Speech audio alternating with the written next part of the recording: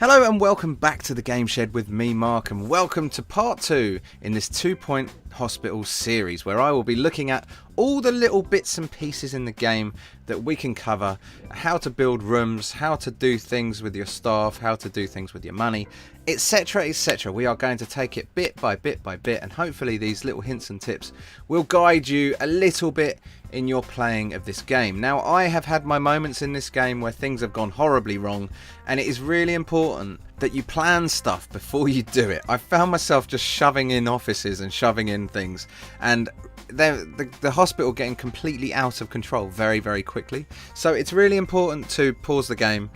Make sure you're planning, make sure you know what you're doing. What do you want in each wing of the hospital? You might want to split up some wings of the hospital into being wards like this. Multiple wards, you can have one big ward, add lots of nurses into them. You could have loads of GPs offices all in a row. There's so many different ways of cutting this. But it's really important that you plan that before you get going with it, because not only if you leave it on play does your money continue going down or up, but also the people are moving around. It's painful. So I would build everything while it's paused. Make sure you're planning.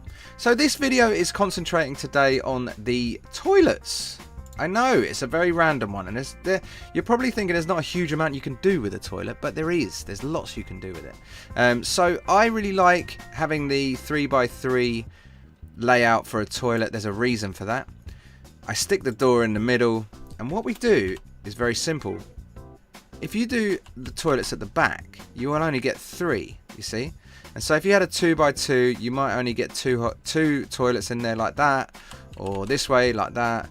But if you do 3x3 and you put them on opposite walls like this, you can actually get 4 toilets into one room. There you go. Look at that. Straight away, prestige level 2.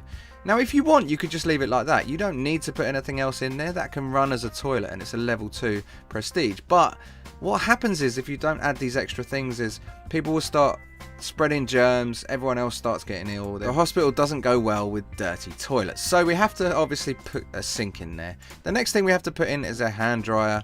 Generally, you don't need a huge amount more than that, but look at that, you have 4 toilets in one little 3x3, which is excellent. You need to warm up the room, obviously. It's standard stuff, nothing out the ordinary there. So you can actually, I think you can fit a radiator in here. Let's just swing that around and zoom in here. Yes, you can. So you can squeeze a radiator in there. That's great. Now you've got your sink, your hand dryer, your radiator. There's not much more you need to do, but if you want to up the prestige, obviously you can start putting things like posters in. Look at that. Food pyramid poster at the back of the toilets. That makes sense. We can whack a dog painting in there. I think, can you put it on the stool? No, you can't. But you can put it behind the toilets, weirdly. Look at this. So if I put dog paintings behind there, it ups my prestige. It's nice to have a toilet prestige level of about 3 or 4. But look at that. That's 3. We can put some more stuff behind here. Gold awards. Very, very useful. So let's stick those behind here. And let's see if we can get this up to a level 4 just with gold awards. There we go. Level 4. Can we get it to level 5? Oh, can't put anything on that wall. Let's see. We can put stuff along here. Swing it round. Put a couple of pictures on this one here. I don't think this is going to reach level 5, to be honest. But we're not far off. Oh, the back wall, of course. There we go. So let's stick those in. 1, 2, 3. One more. There we go. That is a level 5 prestige toilet.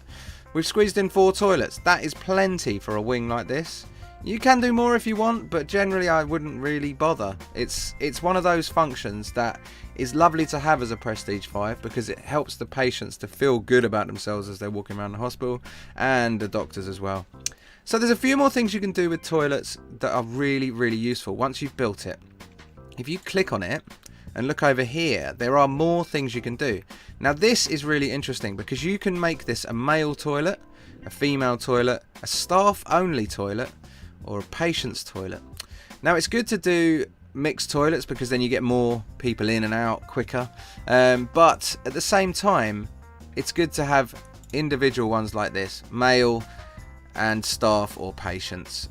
It's good if you have a wing where there's lots of GPs offices, staff room, all that kind of stuff, to have a toilet there that is staff only. But it's completely up to you. the stats around that don't really make a huge difference, so I generally just make them that anyone can go in them, and then you kind of don't have a bottleneck where people have to go to other wings to use the toilets. If you're going to do this, if you're going to split it into male and female, or doctors or staff and patients, then make sure you build multiple toilets. You might want to do the 2x2 style like this, if you're going to do that, where you go 2x2 and then a door, and then a toilet like that, 2 toilets, and then obviously the sink there. Whoop. Use control there, and then hand dryer there. So that is a 2x2 toilet. You could do 2 of those, and you could make 1 male and 1 female and make it so that anyone can go in them, or you can make it staff and patients mixed. It's completely up to you. It just kind of depends on the demand. But this type of toilet serves me very, very well. I don't have any major problems when I'm using 4 stalls like this. It works brilliantly, and as you can see, it's nice and warm. There's no real cold spots. You've got a little bit at the back, but that's not cold enough to cause a problem. It's not going to make people complain about the toilets. So there you go. That is a toilet. You can copy them, obviously, as before, and then let's allow that, and we can make this one male. Make this one male only, and make this one female only. There you go. You've got your toilets. Awesome, sorted. Well done, everyone. So thank you very much for watching. That was part 2, and don't forget to hit the like if you've enjoyed the video, and subscribe if you want to see more of this type of content. Thanks guys, see you later.